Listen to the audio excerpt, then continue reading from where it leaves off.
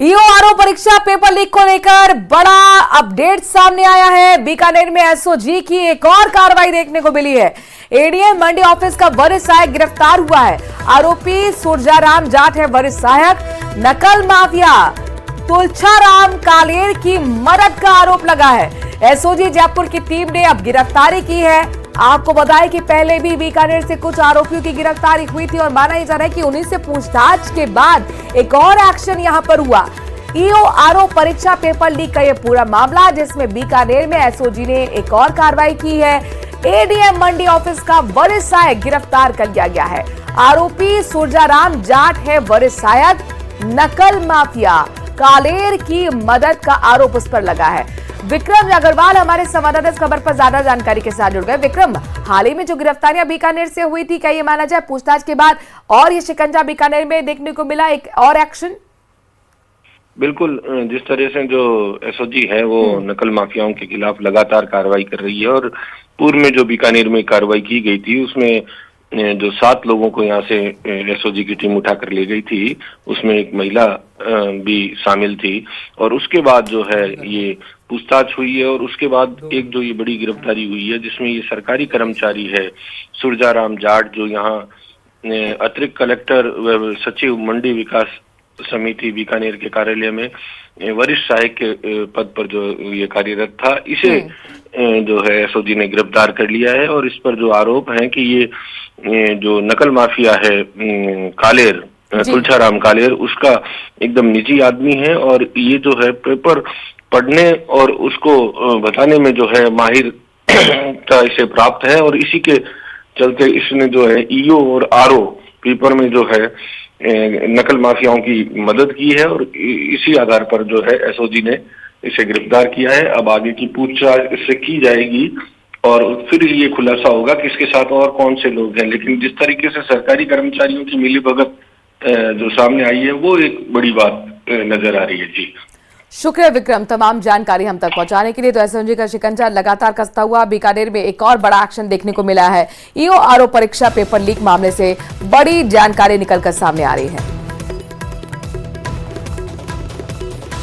अजमेर व्यापारिक महासंघ की ओर से स्मार्ट सिटी की सड़कों की दुर्दशा और व्यवस्थाओं को लेकर विरोध प्रदर्शन किया गया। साथ ही व्यापारी महासंघ ने चेतावनी दी है कि उर्स मेले से पहले अगर सड़कों की स्थिति में कोई सुधार नहीं होता है तो बड़ा विरोध प्रदर्शन किया जाएगा।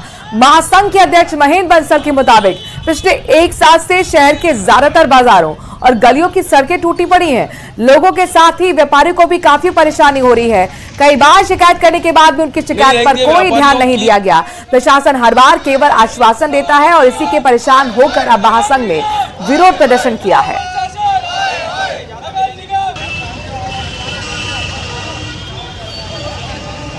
नहीं रहेंगे व्यापारियों की दशा पे तो किसी को दया ही नहीं आती है। हमारे कचेरी रोड के व्यापारी 2.5 साल से इतना परेशान है। पहले हेवीलेट रोड ब्रिज बन रहा था, अब सड़कों की स्थिति देख ली। स्टेशन रोड इतना टूटा पड़ा है। खाईलेट मार्केट आप देख लो, नला बाजार देख लो, जाटियावास देख लो, डिग्गी बाजार देख लो, उतार घसेटी देख लो, आगरा गेट देख लो। आज यहाँ तक कि अजमेर शहर पूरा टूटा फूटा पड़ा है। अजमेर को स्मार्ट सिटी का नाम दिया है। कौन सा स्मार्ट सिटी अजमेर है? अजमेर मैं तो नहीं मानता स्मार्ट सिटी है। 1% स्मार्ट सिटी लगता है। आज मजबूरन हम व्यापारियों को यहाँ एक छोटा सा प्रदर्शन करना पड़ा है। अब भी हमारी बातें जिला प्रशासन नगर निगम ने नहीं मानी। उसके पहले अजमेर की सड़कें तैयार नहीं की गई तो हम बहुत बड़ा आंदोलन करेंगे इस अजमेर की जनता और अजमेर के व्यापारियों को लेकर। भीलवाड़ा जिले के असीन मालासेरी गांव में भगवान देवनारायण जन्मस्थली मालासेरी डूंगरी पर कल महाभक्ति कार्यक्रम का आयोजन किया जाएगा। इस कार्यक्रम में भक्तों को 500 से ज्यादा ड्रोन के जरिए आकाश में भगवान देवनारायण आकृति के दर्शन कराए जाएंगे। इस कार्यक्रम में लोकसभा के अध्यक्ष ओम बिरला भी शिरकत करेंगे। दक्षिण दिल्ली से सांसद रामवीर सिंह बिधूड़ी, भीलवाड़ा सांसद दामोदर अग्रवाल, गृह राज्य मंत्री जवाहर सिंह बेडम और राजसमंद विधायक दीप्ति माहेश्वरी सहित दर्जन भर विधायक भी इस कार्यक्रम में शिरकत करेंगे। कार्यक्रम के आयोजन को लेकर मंदिर प्रशासन ने भी तैयारियां पूरी कर ली है।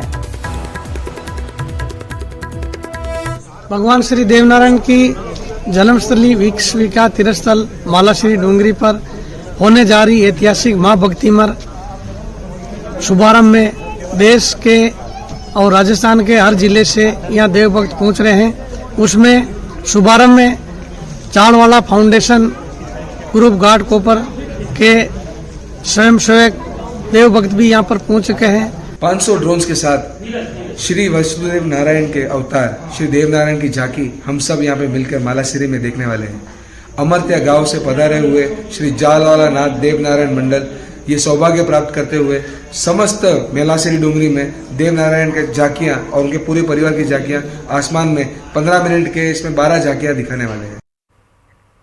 महाराष्ट्र में तीसरी बार सीएम पद की शपथ लेने के बाद मुख्यमंत्री देवेंद्र फडणवीस के साथ न्यूज 18 के मैनेजिंग एडिटर अम्बरीश देवगन ने खास बातचीत की। देवेंद्र फडणवीस ने न्यूज 18 से खास बातचीत में अजमेर और संबल विवाद पर सवाल के जवाब में कहा कि अगर लोगों के मन में है धर्मस्थल का मूल स्वरूप आना चाहिए तो गलत नहीं है, लेकिन कानूनी लड़ाई लड़कर सारी चीजें होनी चाहिए। साथ ही उन्होंने कहा कि हिंदुत्व में कभी दूसरे की भावना को ठोस पहुंचाकर अपना प्रचार प्रसार नहीं किया जाता। जिस तरह से इस देश में इस समय कुछ विषयों को लेकर विवाद चल रहा है, संभल में एक मस्जिद को लेकर विवाद चल रहा है और अजमेर दरगाह को लेकर भी एक कोर्ट में पिटीशन फाइल हो गई है, इन स्थितियों को आप कैसे देखते हैं? कि महत्व की बात यह है कि आप अगर दुनिया का इतिहास देखें, दुनिया का, तो दुनिया के इतिहास में जब जब वहां की मूल परंपरा पर आक्रांताओं ने आक्रमण करके वहां के जो मूल स्थल थे, जो आस्था के केंद्र थे, जो उनकी अस्मिता के केंद्र थे, इनको तोड़ा या उनका स्वरूप बदला, तो जब आक्रांता चले गए और वो स्वतंत्र हुए तब तक उन्होंने अपने मूल स्वरूप को वहां पर प्राप्त किया है, उसको लोगों के लिए उन्होंने प्राप्त करके दिया है। तो भारत में भी चाहे वो राम जन्मभूमि का प्रश्न हो या अन्य प्रश्न हो, ये सारे प्रश्न इसी प्रकार के है कि जो हमारी मूल आस्था है उसको जानबूझकर ठेस पहुंचाने के लिए तोड़ा गया है, उसके ऊपर अलग अलग प्रकार के धार्मिक स्थल तैयार किए गए हैं। मुझे ऐसा लगता है कि अगर लोगों के मन में है कि इसका मूल स्वरूप आना चाहिए तो ये गलत नहीं है, लेकिन मैं ये कहना चाहता हूं कि इसके लिए हमारे देश में कोर्ट है, कानून है, कानूनन लड़ाई लड़कर ये सारी चीजें होनी चाहिए। और मैं ऐसा मानता हूं कि हिंदुत्व में दूसरों की भावनाओं को ठेस पहुंचाकर हमने कभी भी अपना प्रचार और प्रसार नहीं किया है। चित्तौड़गढ़ जिले के मंडविया स्थित मेवाड़ के कृष्णधाम श्री सावलिया सेठ के भंडारे से इस बार रिकॉर्ड राशि निकलने से भक्तों में खुशी की लहर है।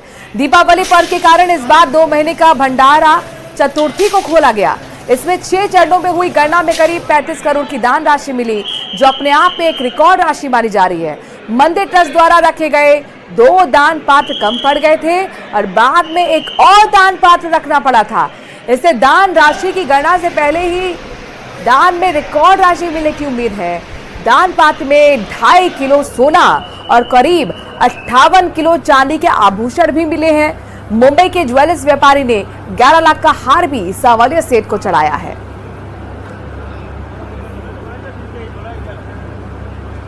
तो चित्तौड़गढ़ जिले के मंडविया स्थित मेवाड़ के कृष्णधाम श्री सावलिया सेठ के भंडारे से इस बार रिकॉर्ड राशि निकलने से भक्तों में खुशी की लहर है, या यूं कहें कि इस बार रिकॉर्ड एक बना है।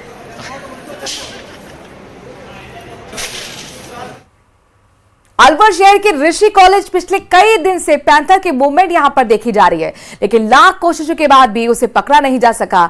यही वजह है कि इलाके में रहने वाले लोग बेहद परेशान हैं, खौफ में हैं। पैंथर वन विभाग की हर एक रणनीति को फेल कर रहा है। उसे पकड़ने के लिए वन विभाग ने मुर्गा, बकरा, पिंजरा भी लगाया, लेकिन पैंथर चकमा देकर हर बार फरार हो गया।